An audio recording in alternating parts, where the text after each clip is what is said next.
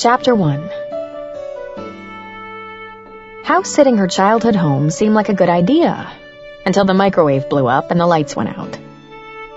Okay, so the microwave didn't exactly blow up, it was more of a pop.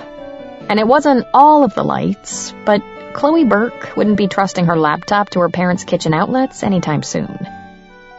It was still light outside, but on an early December day in Maine, darkness fell fast and early, so she grabbed a flashlight before venturing down into the basement, where she found some ancient, round, screw-in things instead of a neat row of circuit breakers. Since her skill set ran to designing websites rather than poking her fingers into faulty electrical systems, it was time to call a professional. The phone book was in the same kitchen drawer phone books had been kept in for as long as Chloe could remember, and a handwritten sheet of frequently used numbers was still tucked inside the cover. The paper wasn't yellow and didn't fall apart in her hand, so hopefully the info was from the current decade at least. And because her parents were more than comfortable in the 80s, they still had an old-fashioned corded phone that didn't need juice to work. That was good, since her cell phone's battery was almost dead. The name of the company she remembered her parents using had been crossed out, and a new name, Quinn Electric, and a number were squeezed in next to electrician. The name was familiar, but she couldn't quite place it. A friend of her dad, maybe. Despite the fact it was probably past regular business hours, the phone was answered on the second ring. Quinn Electric. An incredibly sexy voice, so probably not one of her dad's VFW buddies. Hi, I know it's late, but I think I have an electrical problem. I turned the microwave on and the lights went out. That's definitely an electrical problem. Under the initial sexy impact, his voice was warm and had a touch of humor that had her twirling the cord around her finger like a teenage girl. The furnace is still running, so I guess it's not an emergency, but where's your house? It's actually my parents' house. She gave him the address and crossed her fingers. Maybe it wasn't really an emergency, but she wasn't a big fan of the dark either. He chuckled, a delicious sound that seemed to vibrate through the phone line and into her body. This must be Chloe. Did John and Anna at least get on their ship before you broke their house? The curse of the small town. Yes, they're safely at sea. And I checked the electrical box, by the way. Or I tried to, but I didn't find circuit breakers, which I at least know what to do with. I've been trying to talk your old man into ditching those old fuses and upgrading his service for a while. But he's, cheap? I was going to say frugal. I'm not, so can we set up a time for you to fix the fuse or whatever it is you have to do to get the lights back on? I just finished up at the Fosters, so I'll be there in 10 minutes. Oh, can't beat that kind of service. I aim to please, he said, and maybe it was her imagination, but it sounded like his voice had dropped an octave, into the bedroom voice range. Which was ridiculous, she thought as they hung up. He didn't know her, and a guy didn't build a business by throwing innuendo at potential customers. Besides, knowing her luck, the man wouldn't live up to the voice. He'd probably have a beer gut and an ample display of hairy ass crack. While she waited for the guy, aiming to please her, to show up, she carried in her luggage and set it in the living room. The laptop case she left on the dining room table. Maybe he'd please her by testing outlets and finding her one that wouldn't fry her computer. It wasn't until she dumped the road trip coffee she'd been trying to reheat in the microwave down the drain that she saw the note next to the sink. It was still fairly light outside, but dark enough in the kitchen now that she needed the flashlight to make it out. Hi, honey.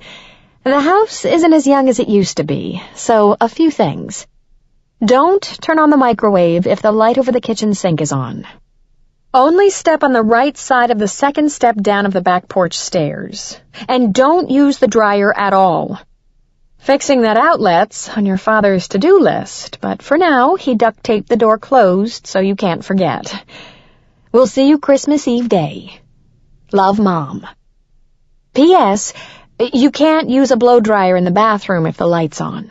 If you leave the door open, there's enough light from the hallway to dry your hair." Great. 3 weeks of stiff, air-dried clothes and bad hair. And while they'd been making regular trips down to Boston and crashing in the guest bedroom of her cute rented condo, her parents' house was falling down around their ears, and they hadn't said a thing. It wasn't a very promising start to her holiday adventure. Scott Quinn pulled up in front of the Burke house, half of which was dark, and killed his engine. "This is a fantasy for the ages, Kojak. Chloe Burke. An emergency house call. Maybe I should leave you in the truck." The big German shepherd snorted and pawed at his door, waiting to be let out. He wouldn't enter a customer's house without an invitation, but he didn't sit in the truck like some wussy lapdog either. If teenaged Scott had known he'd become an electrical contractor someday, imagining an emergency house call from Chloe Burke definitely would have added to the number of hours he spent locked in the bathroom. She'd been the most frequently recurring guest star of his adolescent mental porn, though she'd been friendlier in his mind, as in she'd at least noticed he was alive. While they were from the same small town, they'd gone to the big regional school, thrown in with kids from other small towns. There was no shortage of guys hotter than him to keep her distracted. He hadn't seen her, even from a distance, in a few years, though. Maybe she'd let herself go, and he could get through the service call without having to hold his tool bucket in front of him like a math book. As soon as she opened the front door, he flashed back to a favorite fake memory involving Chloe, who wasn't really his girlfriend, and the back seat of a convertible Mustang that also wasn't his. 10 years later, he was pretty sure she'd still look good kneeling on the seat, facing the trunk with her hands clutching the bunched canvas of the car's lowered top.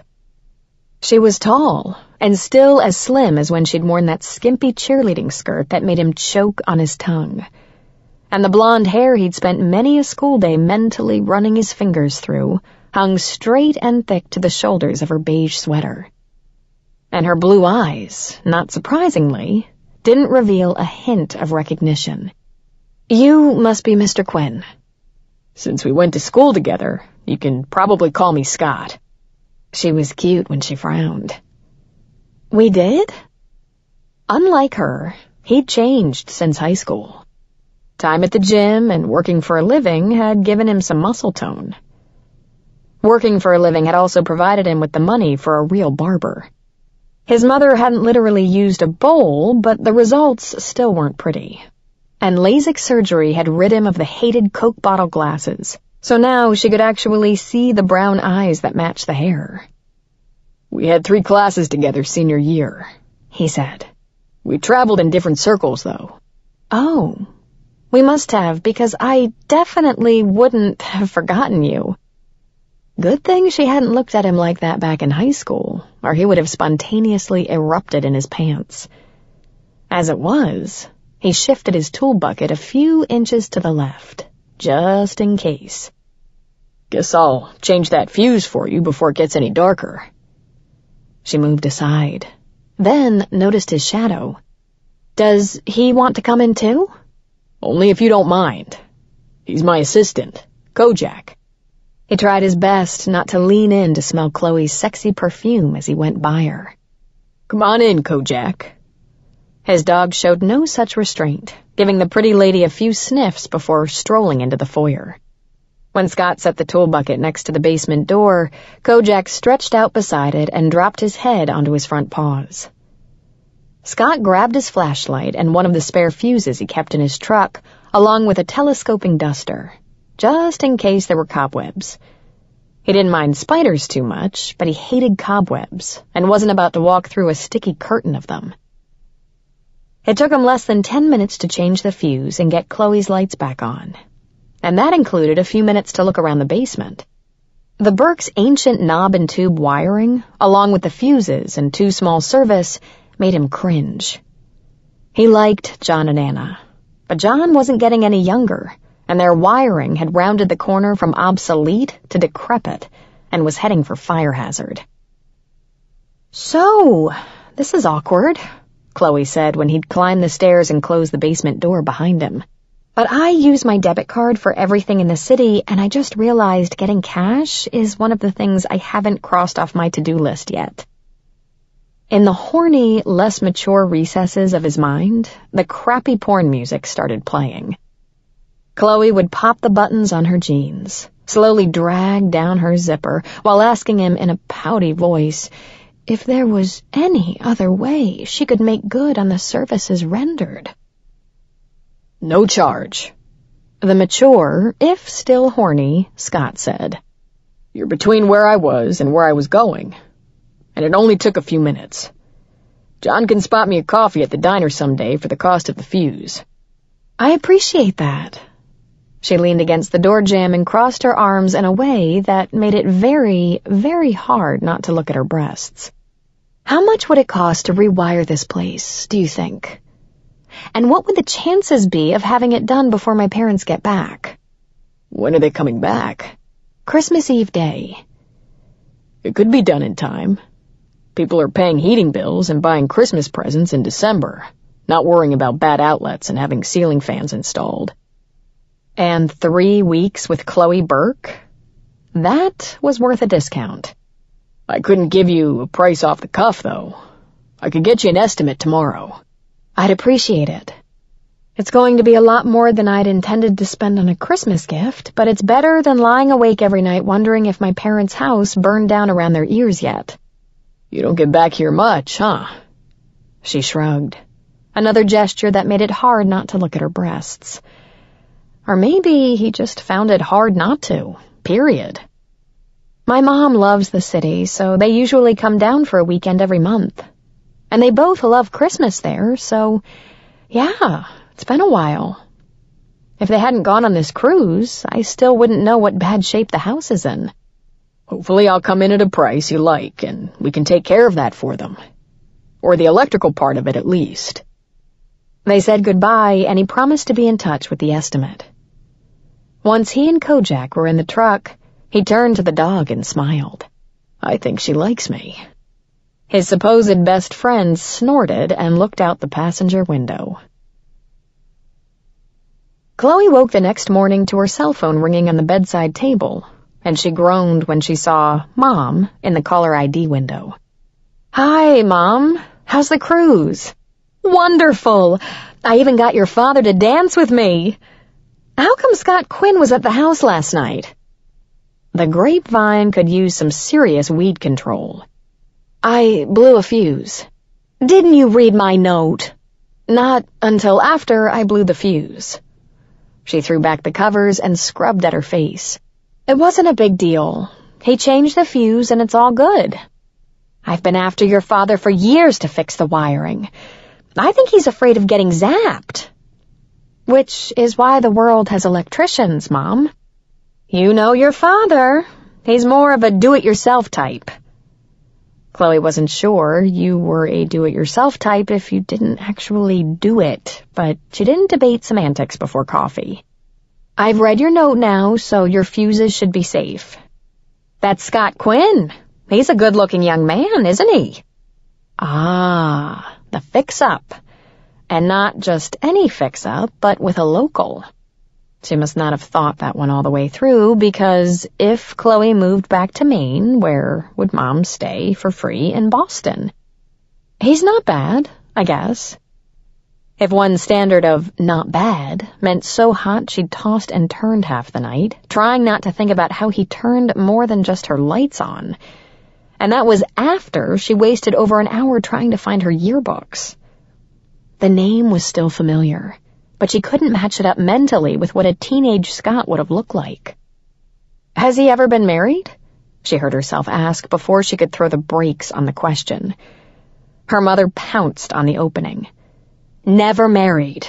He had a girlfriend for a long time, but she kept nagging him to go live in a city somewhere, and he kept saying no. So eventually she went without him. He's a wicked nice man, and he earns a decent living, too. Good manners and good money." Her parents were so desperate for a grandchild now, that was as high as their standards went for a prospective son-in-law. "I'm only here until Christmas, Mom." I was just curious, that's all. Chloe made her way to the kitchen while her mother went on and on about the cruise. She needed coffee. Desperately. We met the nicest people last night, and we were standing right there with them at the all-you-can-eat luau buffet when their daughter called to tell them they were going to be grandparents. Isn't that exciting? Sure is. She tried to sound enthusiastic, even though it was one of the least subtle hints her mom had thrown out there. But it wasn't easy pre-caffeine. To be on the safe side, she rummaged for the instant coffee and put on the tea kettle, rather than risking turning the coffee maker on and blowing another fuse. 5 minutes later, she almost dropped her freshly made coffee when somebody knocked on the door. As it was, she made a squeaky, startled sound and had to dance around not to slosh the hot liquid on her stockinged feet. "Was that the door?" her mother asked. "Do you have company?" Chloe could see Scott Quinn through the door's window, his head bowed as if talking to his dog.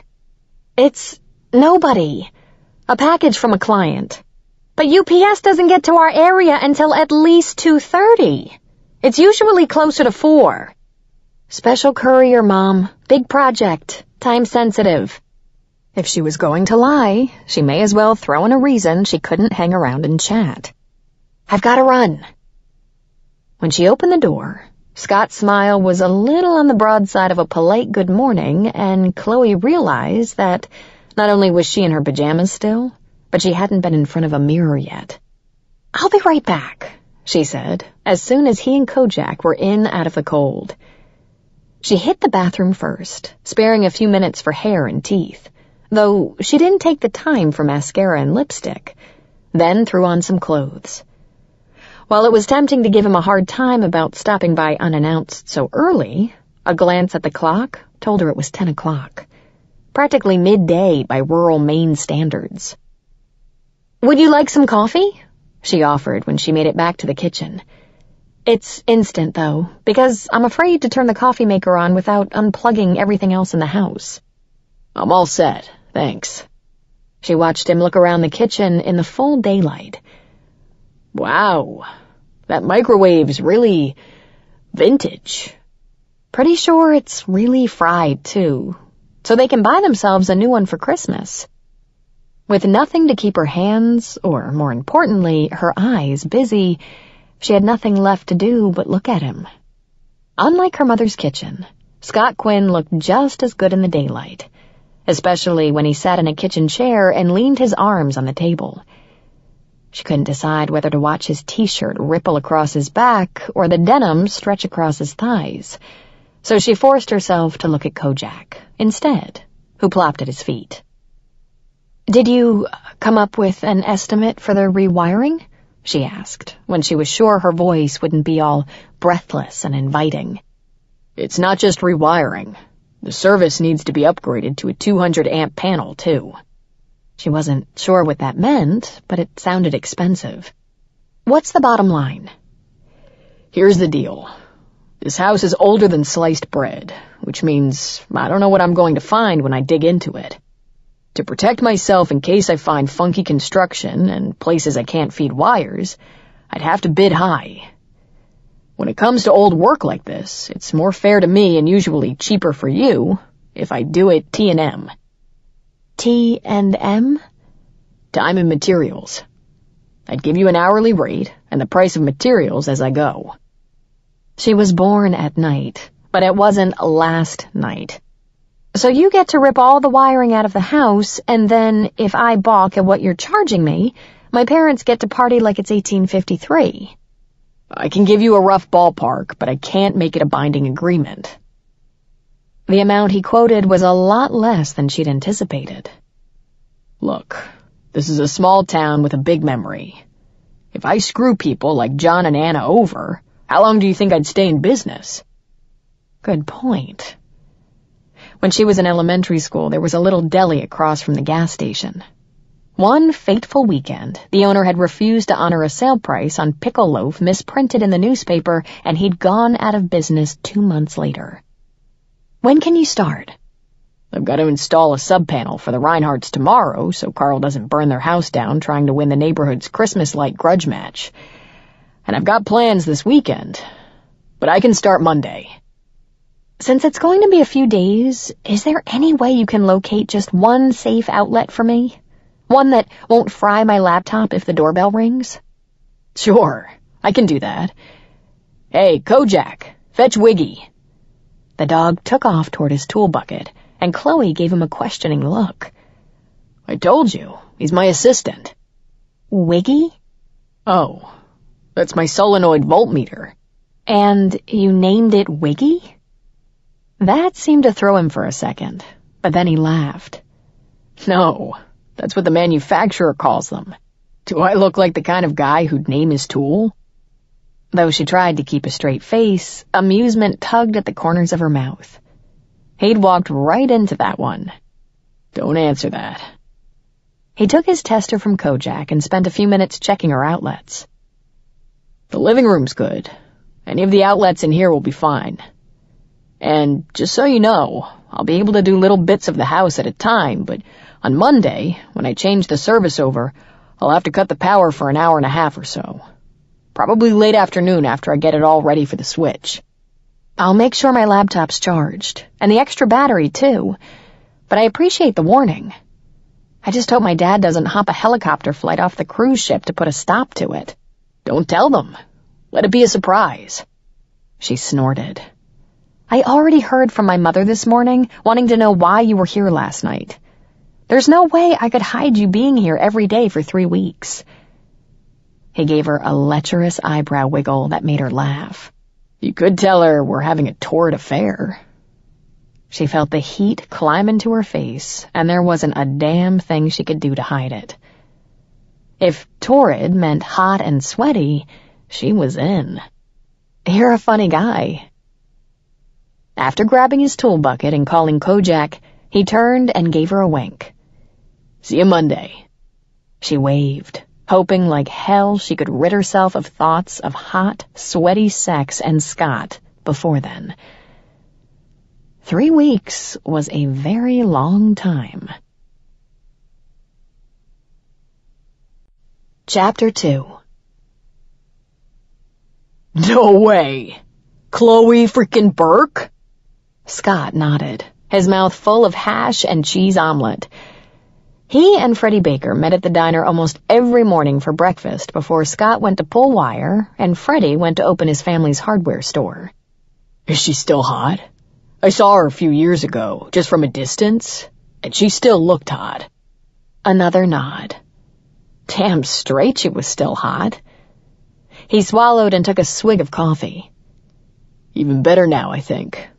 Her face isn't all covered in makeup and crap, and her hair is not crunchy from hairspray. No way she could get hotter than high school. Scott shrugged and forked another bite of eggs into his mouth. She was definitely hotter than in high school. I wouldn't mind sticking my plug into her socket. It was close, but Scott managed not to choke on his omelet. You're a bonehead.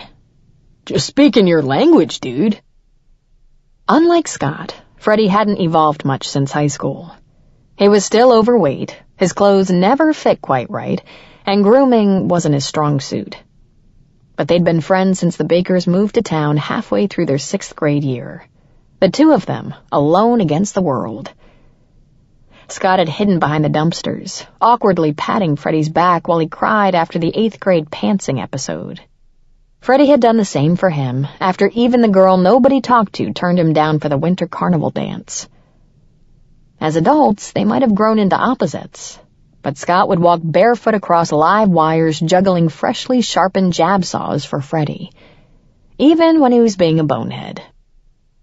The only thing I'll be getting my hands on is John and Anna's wiring, he said, when the thought of sticking his plug in Chloe's socket passed enough for him to speak. I'm going there to work, not get into her pants. But you want to? Of course I want to. He wasn't dead. But she's a big city girl, and we already know how that works for me. I didn't say you had to marry her. Just a temporary hookup. So Freddie could live vicariously through his kissing and telling, no doubt. Getting a little old for the temporary hookup. And I don't really have a lot of interest in starting a dead-end relationship. Freddie cast a mournful look at his half-eaten stack of blueberry pancakes. Getting old sucks, especially when you're not even 30 yet. Close enough. Especially since he'd already passed into that looking for a wife and kids phase of his life. He'd come close once, but after 4 years, Janie had decided she wanted bright lights more than a family. So he was still looking. But Chloe Burke? If anybody could make him throw relationship maturity out the window and go for the temporary hookup, it would be her. And not just because he'd spent countless hours wanting just that 10 years ago. Sure, she'd been smoking hot as a teenager. But now, as a grown woman, she was beautiful, with a warm smile and a sense of humor and, obviously, a heap of generosity when it came to her family. Crap, I'm running late and it's Monday. Freddie pulled a crumpled 10 out of his wallet and downed the rest of his coffee in one big gulp. Mrs. Denorio will have a cow if she can't get her bird seat at exactly 8 o'clock. After Freddie was gone, Scott paid for his half of the meal and went out to his truck. After tossing Kojak the plain donut the waitress always gave him, he pulled away from the curb and headed toward Chloe's house. In the almost 3 years Chloe had been working from home, she'd learned discipline equaled steady paychecks. Procrastination, daytime television, and distraction equaled ramen soup for supper again. But Scott Quinn was one hell of a distraction. He'd spent the bulk of the day either in the basement or outside, but there was no bulkhead entrance, which meant numerous trips through the house. Even though he tried to be quiet, she hadn't yet managed the discipline not to watch him walk by. Hugging that man's ass was what jeans had been created for. It didn't help that her current web design client was a romance author, so she'd spent the morning inundated with images of glistening pecs and clinching couples. It was all too easy to imagine Scott naked from the waist up, sweeping her into a passionate embrace as he wielded his weapon to keep their enemies at bay. She snorted. Unfortunately, just as Scott happened to pass by, he stopped and quirked an eyebrow at her. "You could pose for the covers of romance novels," she said. A split second before her brain got the message not to say that out loud. He looked perplexed for a moment. Then he grinned. Thanks. I'll keep that in mind in case this electrical thing doesn't work out. Rather than come up with some way to explain away the most ridiculous thing she'd ever said, she changed the subject. "Your apprentice makes a great foot warmer." He looked at Kojak, who'd gotten bored with watching Scott and curled up at Chloe's feet and shook his head. "If he bothers you, tell him to find me and he'll leave you alone." She nodded, then watched his ass until he'd gone out the front door. Once he closed it behind him, she face-palmed herself. Maybe working from her condo, where she lived alone, had put a little dent in her social skills. But when had she become so rusty she couldn't help but make an ass of herself in front of a guy? So what if he was a good-looking guy? So what if he was funny and charming and looked at her like he'd like to back her up against the wall and kiss her until her knees wouldn't hold her up anymore? He was just a guy. A guy she didn't know very much about at that. "You're a lucky dog, Kojak." The dog's ears twitched and he cocked his head sideways. "You know what kind of music he listens to and what kind of movies he likes." Since he had her attention, Kojak rolled onto his back, presenting his belly for a scratch. Chloe leaned over and obliged, laughing when his hind legs started twitching. "I bet you get to see him naked a lot." When he rolled back to his stomach and gave her a look with his head cocked sideways, she realized just how far she'd sunk. She was jealous of a dog. The door opened again, and this time, even though it almost killed her, Chloe kept her eyes on her computer screen.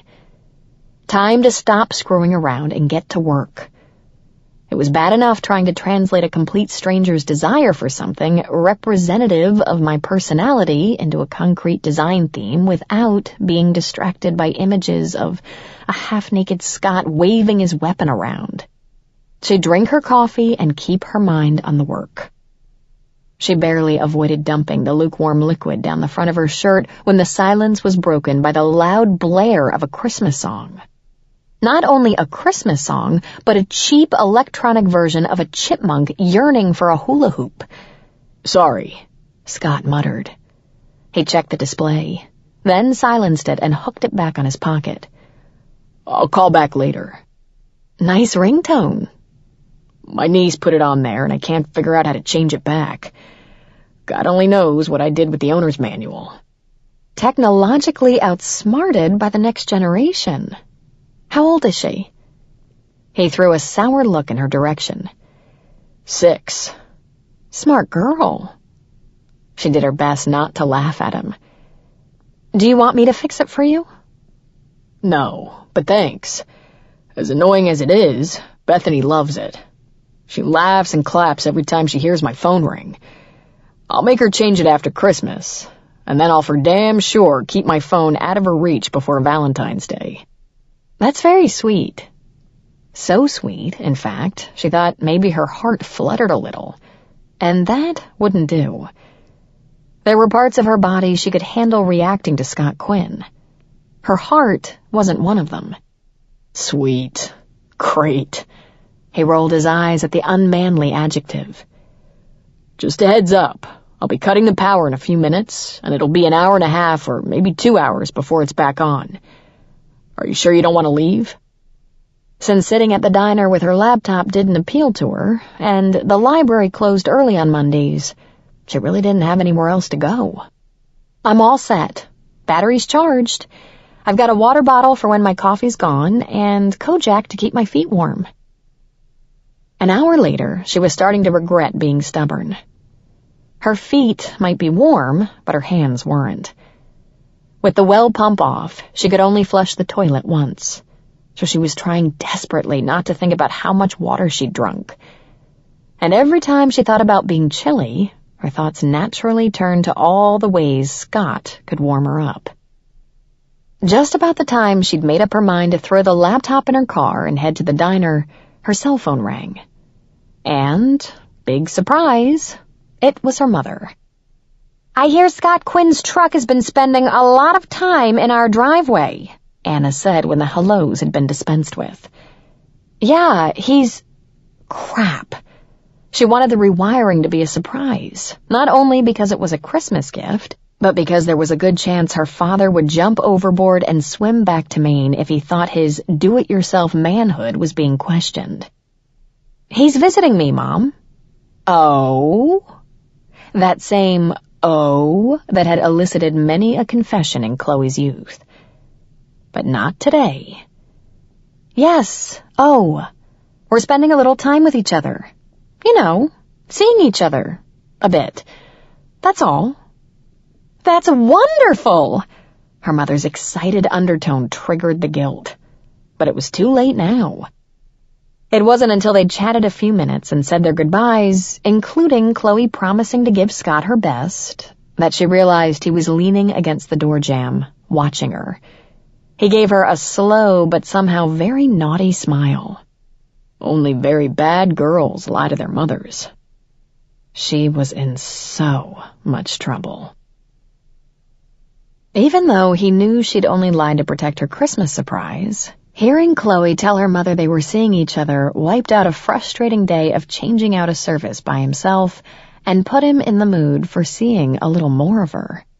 Yep, that's me, Chloe said, her cheeks burning pink. Bad girl to the bone. He laughed, but cut it short when she wouldn't meet his gaze. Interesting. Power's back on, and the heat. Thank goodness. I was going to head to the diner before the hypothermia set in, but then my mom called. You know what would warm you up? Besides sex? Sex so hot, sweaty, and sticky we'd both be warm for days? Beef stew. You said you aimed to please, but you didn't tell me you cooked, too. She didn't want any part of him cooking, that's for sure. His own mother had given up on him in the kitchen department. I don't, but Monday nights are beef stew night down at the diner. Reaching down to scratch the top of Kojak's head, she finally looked at him. You mean, like a date? Maybe.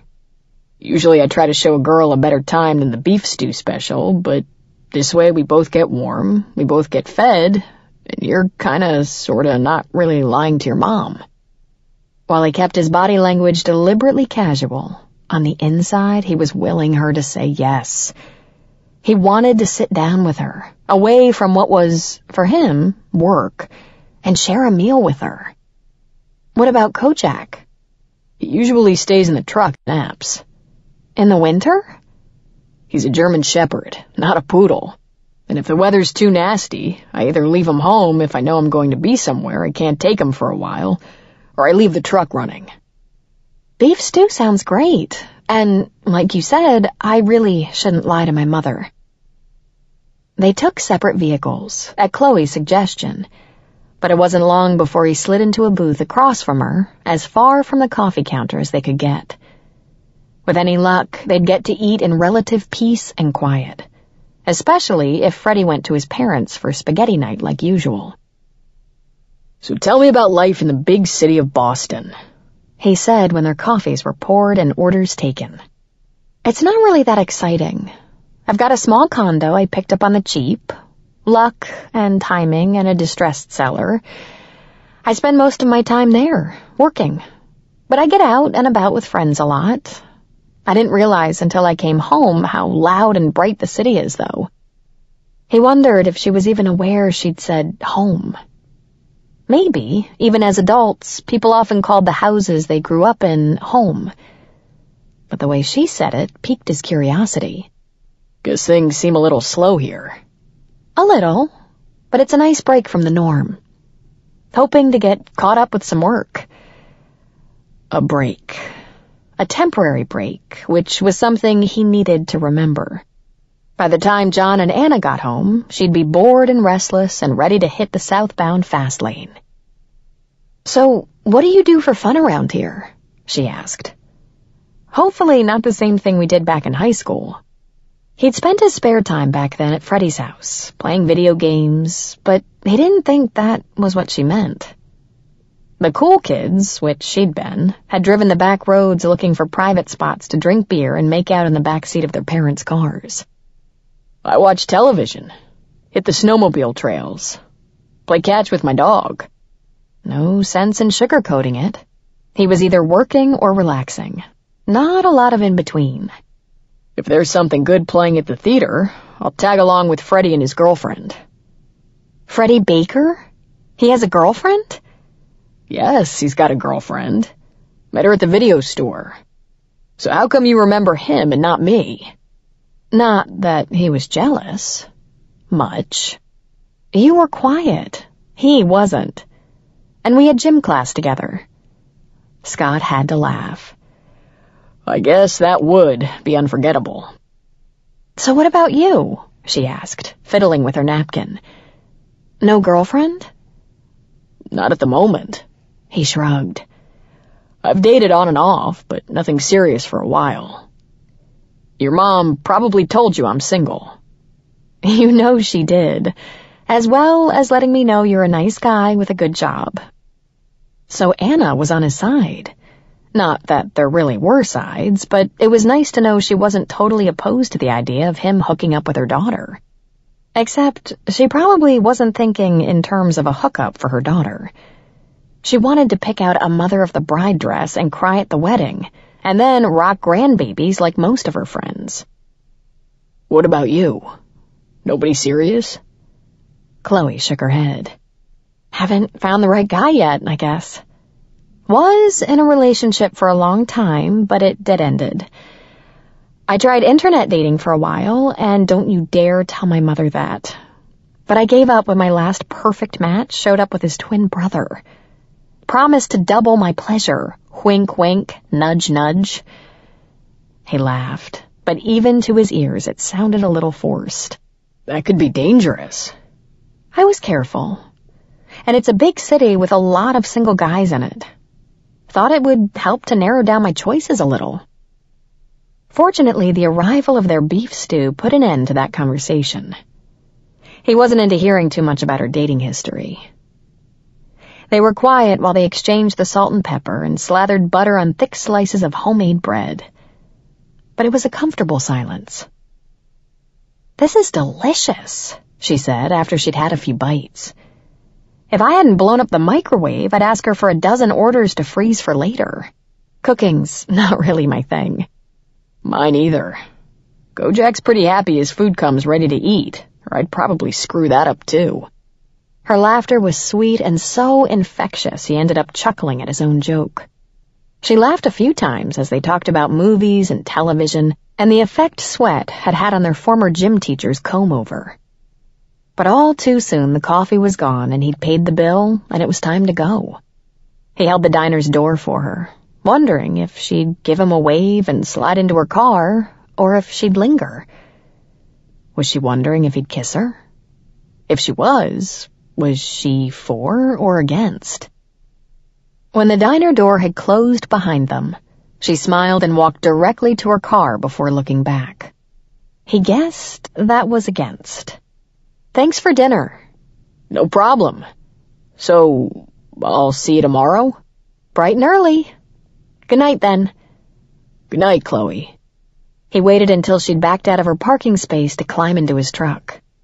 "This job's going to kill me, Kojak." The dog sniffed and rolled over, presenting his stomach for a scratch. That was the nice thing about dogs. No guessing what they wanted. Food, water, and a good belly scratch. Women, though, were a mystery. He'd thought he'd hit the jackpot with Janie, right up until the day she'd packed up everything she could fit in her car and driven away. And now he was getting mixed signals from Chloe. The way she looked at him didn't jive with her hurry to get in her car. The only thing he knew for sure was that every day of the next 3 weeks was going to be torture. Chapter 3. Chloe sat sideways on the couch, with her back against the arm, her computer on her lap, and a very large, snoring German shepherd keeping her feet warm. While her romance writing client got input from a few thousand of her closest friends, readers, and fellow authors, Chloe had turned her attention to a site redesign she was doing on the cheap for a low-budget Boston nonprofit. Over the past couple of days, she'd managed to ignore Scott's presence in the house. Mostly. It wasn't easy. But ogling the contractor wouldn't pay the bills, no matter how enjoyable it was as a way to pass the time. Sometimes, though, temptation got the better of her self-control, and her gaze was drawn to him like he was the Death Star and she was the hapless Millennium Falcon caught in his tractor beam. When he stopped in the kitchen, directly in her line of sight, and yanked up the hem of his t-shirt to mop the sweat off his forehead, she couldn't have looked away if she wanted to. And she didn't. Unless rewiring houses was a lot harder work than she thought, Scott spent time working out, because nobody came by abs like that naturally. They rippled as he moved, and she swallowed hard as she watched the taut muscles disappear behind the fly of his low-riding jeans. It wasn't until the muscles froze that she looked back to his face and caught him watching her watch him. The heat pooling in her body crept up into her face, but she forced herself to smile as if he hadn't just caught her eyeing him like a jungle cat looking to get animalistic with the first male to wander into her territory. He, on the other hand, looked like he was more interested in strangling her than doing her jungle cat style. "What the hell do you have the thermostat set at?" 75, I think. When I sit still for long periods, I get cold, so I turn the heat up. "Well, I'm not sitting still, and I'm not cold, so your options are to put a sweater on and turn the heat back down, or I start stripping." Now there was a plan she could get behind. Even better than watching him peel his clothes off, though, would be taking them off of him herself. She'd have to stand on her toes, her body pressed to his, to get his t-shirt free of his arms. Then she'd pop the button of his jeans. Ever so slowly, pull the zipper down, then take her sweet time stripping the denim from his body. She couldn't read his mind, but whatever he was thinking erased the annoyance from his expression, leaving a naughty twinkle in its place. You're considering it. If her face was anywhere near as easy to read as his, there was no sense in denying it. You can strip if you want to, but I'm not paying extra. He laughed and shrugged as if to say it was her loss. And he also dropped the hem of his t-shirt so it covered those abs again. While losing the view was sad, hopefully she'd stop making an ass out of herself now. I need to make a couple of phone calls, he said. See if any of my usual suspects are free to give me a hand for a couple of hours. I need to feed wires from the panel up to the attic, and it's a lot easier if I have somebody to feed them to. I can catch a wire, if it's not hooked up, of course. He shrugged. I can get somebody if you're busy, but if you want to help, it'd save you a few bucks. Does your cell phone have a speaker function? Yeah. So does mine. So we'll use that to communicate. I'll be in the basement, and you'll be in the attic. But you need to know when the wire's coming. If you use the speakerphone, you'll have both hands free to reach in the wall. Wait, what? I have to reach in the wall? You're the one who said this house is older than sliced bread. What if something's living in there? Trust me, anything that lives in a wall is more afraid of you than you are of it. Except maybe snakes. But they almost never nest as high as the attic, especially if there's a basement. Almost never? Almost never. He looked at his watch. I've got a little while before I'm ready, but I'll let you know. Okay. And turn the thermostat down before I die of heat stroke and your parents have to find a new electrician. She didn't need the thermostat turned up at all if he kept looking at her like he had a few minutes ago. But that she managed not to say out loud. After nudging the thermostat down to 68 and pulling on a sweater, then letting Kojak out for a quick trip to the bushes, she forced herself to focus on work. Scott had finally managed to coax Chloe over the phone to put her hand into the wall and fish around for the wire, but a few seconds later her scream made the speaker crackle. His heart seemed to stop. Then it kick-started into overdrive as he pounded up the basement stairs. Had she gotten shocked? The wire wasn't live, he told himself as he ran across the first floor. And none of the existing wiring in that part of the house should have been live. But what if he'd made a mistake? He ran up the stairs to the second floor, then down the hall to the access stairs to the attic, cursing big New England farmhouses with every step. When his head finally cleared the opening, he saw her sitting in the corner with her arms wrapped around her knees. Kojak sat next to her, ears at full attention. She didn't look hurt. Are you okay? I touched something furry, she shuddered. I tried to tell you I wasn't hurt, but you didn't answer. I left my phone. I thought I'd electrocuted you and your parents were going to kill me. I would have had to move. She stood and brushed attic dust off the seat of her jeans. Very funny. It had fur, Scott, like a giant rat. He probably would have laughed at her if he'd recovered enough oxygen from his mad flight up 3 flights of stairs. And from the fear. Not because John and Anna would have tarred and feathered him, or because his insurance company would have put a hit out on him, but because he liked her. He didn't want to electrocute her. Did it bite you? No. Did it move? No. Did it do anything? Yes. It scared the crap out of me. Somehow, during the course of the conversation, they'd moved toward each other, and now he was close enough to touch her. Or kiss her. Preferably both. And she knew it, too. He could tell by the rise and fall of her chest and the way her tongue flicked over her soft, slightly parted lips. It was very scary, she whispered. Maybe I should hold you until the shaking stops. She moved toward him. just a little, but it was an unmistakable invitation. That might help. As soon as he slid his hands around her waist, the pretense ended. When she wrapped her arms around his neck and tilted her head back, he met her halfway. His mouth touched hers, tentatively at first, but then with an increasing hunger that took him by surprise. As her fingernails bit into his shoulders, he lifted a hand to cradle the nape of her neck. A quiet moan escaped her as his tongue danced over hers and his body reacted, wanting her, wanting to hear her moan again. He kissed her until he reached the critical moment when it was time to end the kiss or try to steal second base. Even if she wanted him as badly as he wanted her, there was nothing romantic about a dusty attic floor. "Wow," she said when he'd reluctantly pulled away. He'd second that. It actually shook him a bit, just how wow it was. But he tried not to let it show. I don't know about you, but that made me forget all about furry creatures living in the wall. I think I forgot my own name. It might have been a nice ego stroke, if not for the fact he felt the same way. It was a little unnerving, actually, how perfect that kiss had been.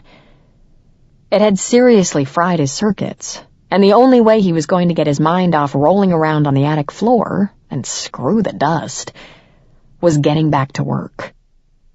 Sadly, I don't get paid to stand around kissing pretty women, so let's find that wire.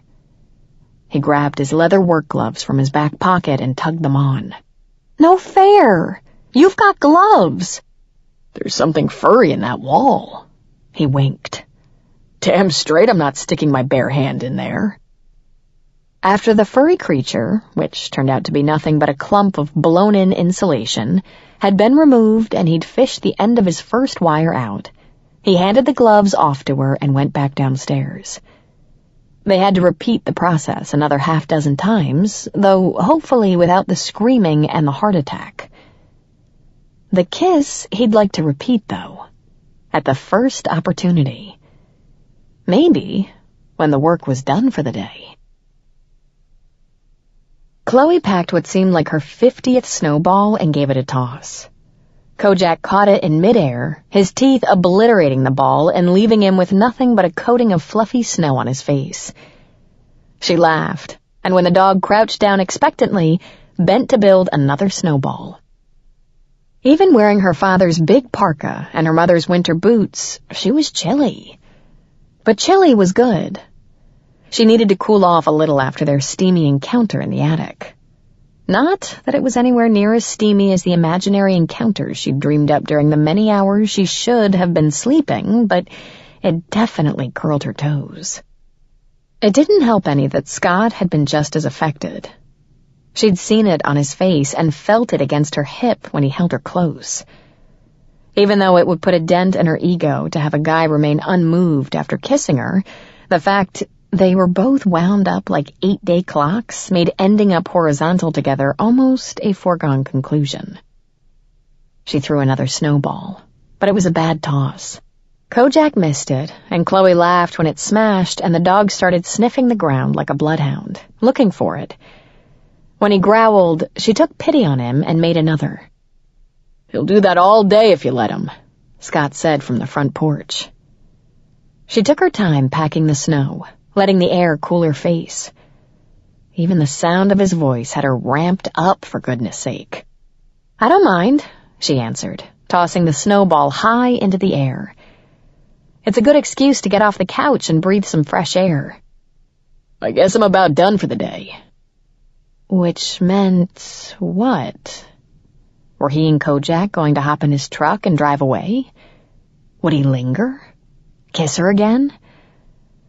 Since Kojak abandoned their game in favor of a good ear-scratching from his owner, Chloe had no reason not to turn and face Scott. Sorry about the whole screaming thing. He smiled, his eyes warmer than a crackling fire. I'm not. She wasn't really either, but it had been something to say at least. The awkwardness. Would he ask her out, and would he kiss her, or was he even that interested? Was like being a teenager again. Only nobody had ever kissed her like that in high school. Scott shoved his hands into his pockets, seemingly reluctant to leave. Any big plans for tonight? Nope. Probably put the Celtics game on for background noise while I get some work done. Then I'll end up watching it instead of working. All while imagining all the different ways their attic encounter could have ended. And all the positions it could have ended in. How about I bring over some takeout and watch the game with you? We can hang out. Hang out might be the words that came out of his mouth, but the look in his eyes and the voice in her head rewrote that sentence to, we can have sex. I'd like that. She'd like that a lot. Maybe it wouldn't be quite as fun if by hang out he actually meant hang out, but even without the guarantee of a non-self-induced orgasm, spending time with him wasn't something she'd turn down. Since we're not exactly a thriving metropolis, he said. By takeout, I mean something from the diner in a styrofoam to-go container. I'll take a cheeseburger, medium well, with some fries, and a double thick strawberry shake, if you don't mind. The game doesn't start until 7. Is that too late for you to eat? Nope, that's good. There was no reason to tell him that's usually the time she finally remembered to close her laptop and either microwave a frozen meal or call for delivery. There wasn't too much glamorous about her life in the big city. He had to walk past her to get to his truck, and she found herself holding her breath as he got near. Would he or wouldn't he? Much to her dismay, he didn't. He'd hesitated as if he was going to kiss her goodbye, but then he kept going. So I'll be back in a couple of hours then. I'll be waiting. Damn it. That just sounded desperate. It wasn't as if she'd spend the 2 hours pining away for him. She'd be too busy showering and shaving and shimmying herself into her best underwear. Goodbye kiss or no goodbye kiss, she had plans, and they didn't include basketball. Chapter 4. Watching Chloe suck a double-thick strawberry milkshake through a straw was going to make Scott's head explode. Or something would. Probably not his head, but something was going to blow, and it was going to be messy. They'd tossed the paper and styrofoam debris from their dinner and were now theoretically watching the Celtics run away with the game. But she was taking her sweet time with the damn milkshake. And every time she closed her lips over the straw and sucked, he got harder. Circulation was starting to be an issue. During a commercial timeout, she put the milkshake on the coffee table, thank God, and turned on the couch to face him. I keep forgetting to ask my mom where she put my high school yearbooks. There are a billion boxes in that attic, and most of them aren't marked. Trust me, you don't want to go there. But why don't I remember you? He sighed. She wasn't going to let it go, and a description was probably more forgiving than a yearbook photo. Picture me a little shorter and a lot skinnier, with really thick glasses that made me look bug-eyed. And I had a bowl cut, but not a regular bowl. It was more like a really crooked bowl with a wavy rim. Oh my God! She actually put her hand to her mouth. You were that guy? Scott braced himself. Hearing one of the many hated nicknames he'd been stuck with in high school come out of Chloe's mouth was probably going to dampen the mood. You picked me a dandelion. That was the very last thing he'd expected her to say. Really? You remember that? She'd been sitting alone on a bench in the shade of the big elm tree, when she should have been in study hall. He'd been on his way back from the Ag Center, where he'd been sent to deliver mail from the main office. And she'd looked so sad and lonely, he'd reached down and plucked a perfect dandelion from the lawn. She'd looked a little confused when he handed it to her. But then she'd smiled, and he'd thought for sure he was having a heart attack. He'd managed to smile back, but he kept on walking rather than risk ruining the moment by opening his mouth. "Of course I remember. You're the only person who's ever picked me a dandelion." Chad Watkins used to have Joy's flower shop deliver roses to you at school all the time. She rolled her eyes, which was better, in his opinion, than getting all moony-eyed with nostalgia. Those weren't sweet. They were about showing off or apologizing for being a jerk. "Why did you run off that day before I could say thank you?" The moment was perfect as it was. You smiled, and that was enough for me. I wasn't sticking around long enough for you to laugh at me or ask why the hell I'd given you a weed. "I wouldn't have laughed at you." "Not for the flower, but you would have if I'd tried to kiss you. And that's what I really wanted to do." He hoped she wouldn't insult him by claiming now she would have kissed him then. Instead, she leaned her body a little more toward him. "What else did you want to do to me?" As signals went, she was practically standing at the start line waving a giant green flag. But he found himself tongue-tied. What was he supposed to say? He'd wanted to kiss her. Sometimes, when he was alone and he was sure the bathroom door was locked and his mother wouldn't call his name for a few minutes, he'd imagined touching her breasts. But that was usually as far as he got before alone time ended with a bang. Not that he'd tell her that. "I wanted to do a lot of things to you." Before he could figure out how to make his move from telling her what he wanted to do to her, then to actually doing some of those things to her now, she threw one leg over him so she was kneeling on the couch, straddling his lap. "Like what?" He ran his hands over her hips and up the sides of her body, stopping just shy of sliding them over to cup her breasts. "You're killing me." She shifted her weight. Not a lot, but it caused enough friction to let him know what he stood to lose. "Do you want me to move?" "God, no."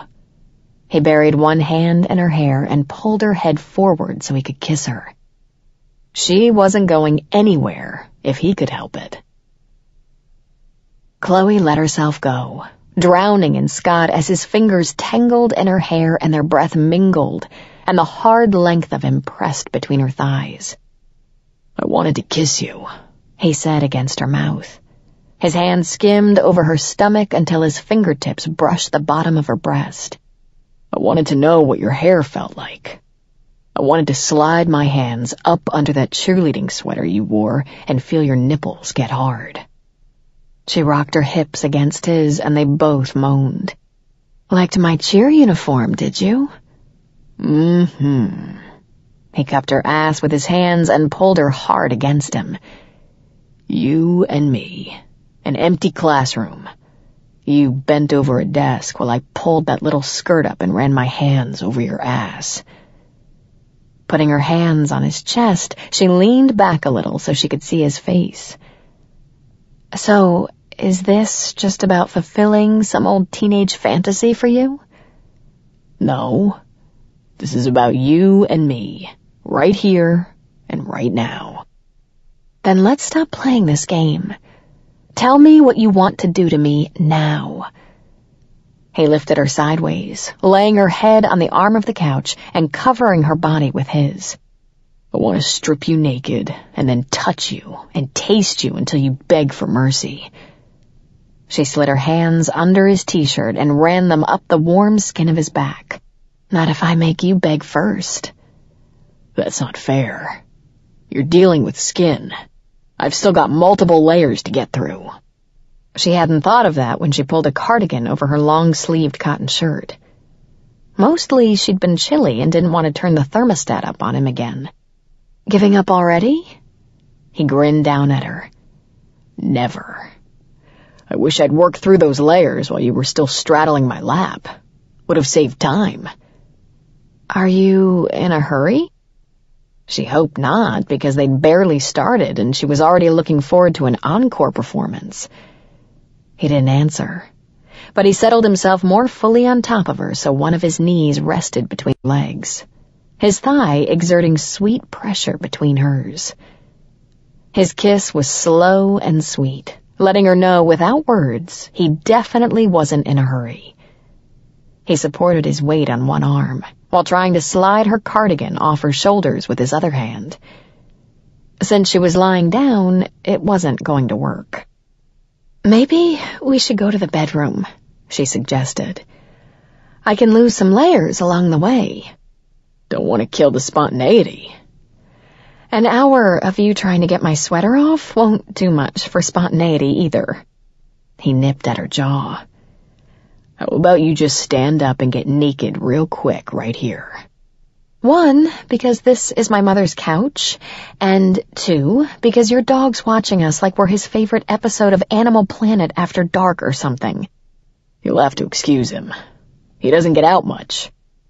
But Scott rolled off the couch and offered his hand to help her up. "Go, Jack. You stay, buddy." It felt naughty somehow, taking a boy up to her bedroom in her parents' house. But it wasn't as if they were home. And she forgot all about that when Scott kicked off his shoes and pulled his shirt off over his head. "You were supposed to lose layers along the way," he reminded her. She felt a little awkward, stripping her clothes off while he did the same, but there was no way in hell she was changing her mind. She'd wanted him since he'd first shown up at her door, and she was going to have him. When she was down to her underwear, and he was still in navy boxer briefs, Scott grabbed her wrist and pulled her close. The smooth warmth of skin against skin inflamed her, and she threaded her fingers through his hair as he kissed her again. He managed to back her to the bed and take her down to the mattress without taking his mouth from hers, and she moaned as he covered her body. Without 2 layers of denim between them, she could feel just how much he wanted her. "I've wanted to do this since I first saw you," he said as he started kissing and licking his way down her neck. "I really doubt you wanted to do this in kindergarten." He lifted his head long enough to give her a wry look. "Since I first saw you this time, smartass." Then he proceeded to punish her by taking his sweet time exploring her body. Every touch of his tongue and every brush of his fingertips drove her further toward the edge, and she rolled her hips up against his, desperate to feel him inside her. He ignored her unspoken message and kept right on tasting and touching her until she thought she might really have to beg for mercy. When he tugged the fabric of her bra down, baring her breasts, she moaned and tightened her fingers in his hair. Sucking first one nipple and then the other, Scott tormented her, keeping her busy while he slowly worked her panties down to her ankles. As she kicked them off, she realized he'd ditched his underwear at some point too, and then came the crinkle of condom wrapper that signaled very good things to come. He smiled down at her, a light sheen of sweat glistening on his forehead. "You're a beautiful woman, Chloe Burke." She pulled his face down and kissed him, her tongue dancing over his as he settled between her thighs. She gasped as he entered her, then moaned softly against his lips as he slowly filled her. A shudder rippled across his back, and she pressed her fingernails lightly into his skin as he began to move, a slow and steady rhythm, each stroke bringing her a little closer to release.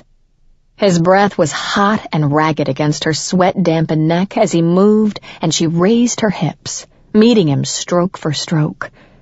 When he groaned and hooked his arm under one of her knees, his pace quickened, and Chloe felt her body tighten. She closed her eyes as the orgasm hit, arching her back as she squeezed his shoulders, trying not to cry out. Her muscles tightened around him, and she felt his body jerk as he followed her over the edge. A few seconds later, he collapsed on top of her, his breath as quick and harsh as her own.